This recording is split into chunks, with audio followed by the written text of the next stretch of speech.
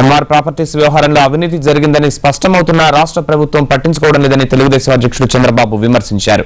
విపక్షాలన్నీ ఈ అవినీతిపై సిబిఐ విచారణకు డిమాండ్ చేస్తుంటే ప్రభుత్వం కాలయాపన చేసేందుకు మంత్రివర్గ ఉపసంఘం వేసిందన్నారు. ఏబీవీపీ విద్యార్థులు కొందరు బాబు సమక్షంలో పార్టీలో చేరారు. తమ హయాంలో ప్రభుత్వం విద్యా విధానం చక్కగా సాగిందన్నారు. పేద విద్యార్థులను చదివించాల్సిన బాధ్యత ప్రభుత్వానిదేనన్నారు. కాంగ్రెస్ ప్రభుత్వం ఈ బాధ్యతను విస్మరిస్తోందని చెప్పారు. అనంతరం ఆయన ఎన్టీఆర్ ట్రస్ట్ ఆధ్వర్యంలో మహిళలకు కుట్టు మిషన్లు పంపిణీ చేశారు. అవినీతి విచ్చలవిడిగా పెరిగిపోయింది. మినరల్ వెల్త్ గాని, ఇంకో పక్కన చూస్తే భూములు గాని, ఇంకో పక్కన చూస్తే జలయజ్ఞం గాని ఒక ఫార్స్ గా తయారయ్యే పరిస్థితి వచ్చింది. ఎక్కడ చూసినా అవినీతి రాజ్యం వెళ్తా ఉంది. నిన్నే ఎంఆర్ ప్రాపర్టీస్ చూశారు. ఆ రోజు తెలుగుదేశం పార్టీ ఆలోచించింది, ఎంఆర్ ప్రాపర్టీస్ ద్వారా అక్కడ ఒక గల్ఫ్ కోర్స్ రావాలి, అదే మరి ఒక కన్వెన్షన్ సెంటర్ రావాలి, ఒక హోటల్ రావాలి.